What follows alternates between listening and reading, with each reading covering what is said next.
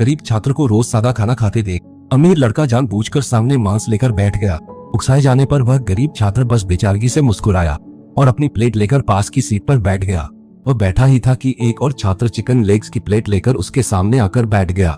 दूसरे की कुटिल मुस्कान देखकर गरीब छात्र यह समझ नहीं पा रहा था कि उसने इन अमीर लड़कों का आखिर क्या बिगाड़ा है। वो पीछे की मेज पर बैठ गया और पलटकर देखा तो क्लास मॉनिटर काफी देर से उसका इंतजार कर रहा था।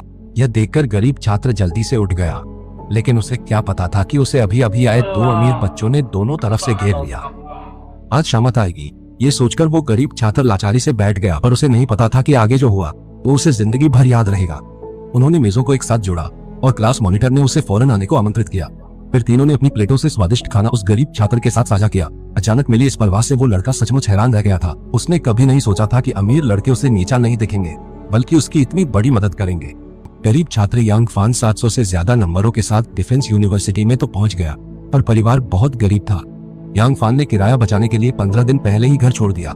वो सैकड़ों किलोमीटर पैदल चलकर स्कूल पहुंचा और रास्ते में भूख लगने पर सूखी रोटियां खा लेता था।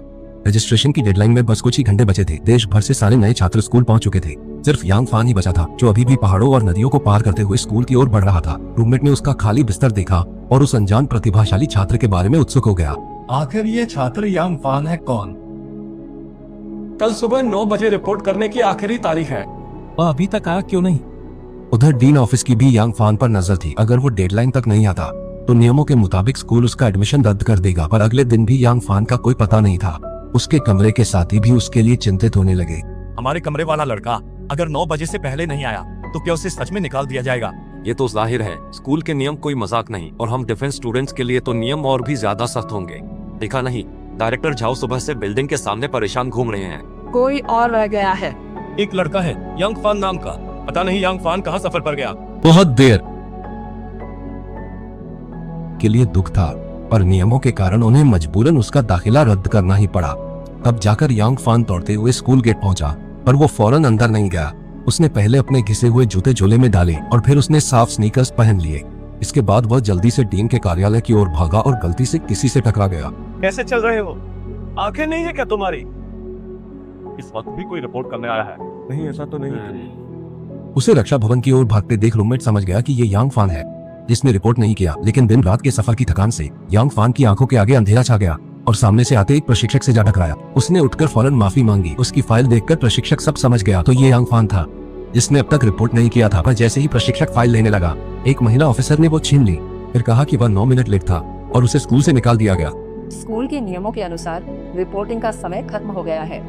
वापस जाओ, तुम्हारी फाइल बाद में भेज देंगे। यांग फान के होश में आने से पहले ही महिला स्टाफ ऑफिसर उसे सफाई का मौका दिए बिना ही चली गई।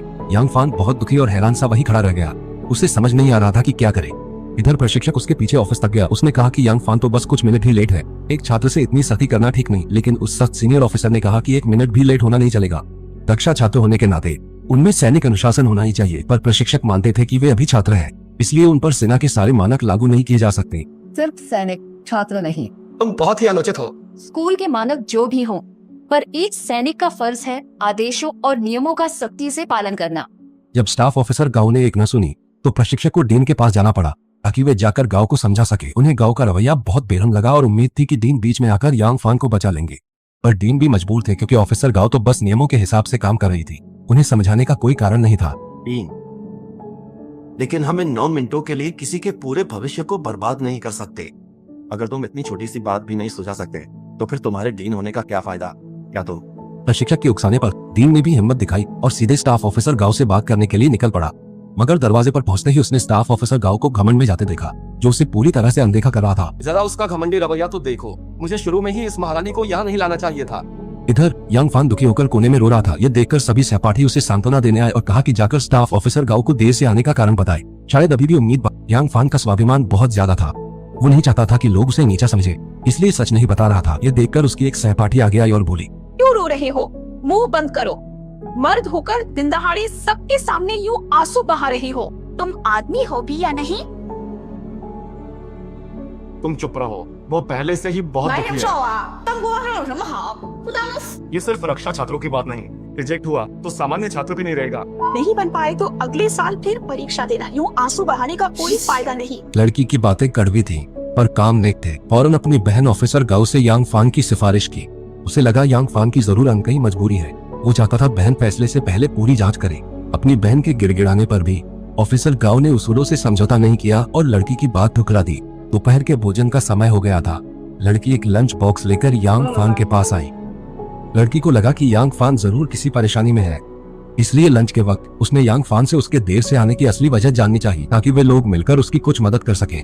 लेकिन लड़की के बार बार पूछने पर यांग फान ने बस यही कहा कि घर पर काम था, इसलिए देर से निकला। वो नहीं चाहता था कि उसके दोस्त उसकी गरीबी के बारे में जाने। यांग फान की ये बात सुनकर लड़की भी चुप हो गई। रात को रूममेट यांग फान को एक रात के लिए हॉस्टल ले गया, पर नीचे आते ही वे स्टाफ ऑफिसर गाओ से मिल गए। वे जानते थे स्टाफ ऑफिसर गाओ साथ हैं और वो यांग फान को रात भर रुकने की इजाजत नहीं देंगे। लेकिन इससे पहले कि स्टाफ ऑफिसर गाओ कुछ पूछ पाती, एक रूममेट जल्दी से यांग फान का सामान लेकर हॉस्टल की ओर भागा। तभी यांग फान के सामान में से एक जोड़ी कपड़े के जूते गिर गए। स्क्वाड लीडर ने यांग फान के फटे जूते और घिसे तलवे देखकर तुरंत उसकी देरी की वजह समझ ली। फिर उसने स्टाफ ऑफिसर गाओ को यह बताया, जिसे सुनकर वो बहुत भावुक हो गई। लेकिन स्कूल के सख्त नियमों की वजह से वह यांग फान को सिर्फ ठंड से बचाने के लिए एक कपड़ा ही दे पाया। अगले दिन यांग फान के कपड़े लौटाने पर स्टाफ ऑफिसर क्या काम है?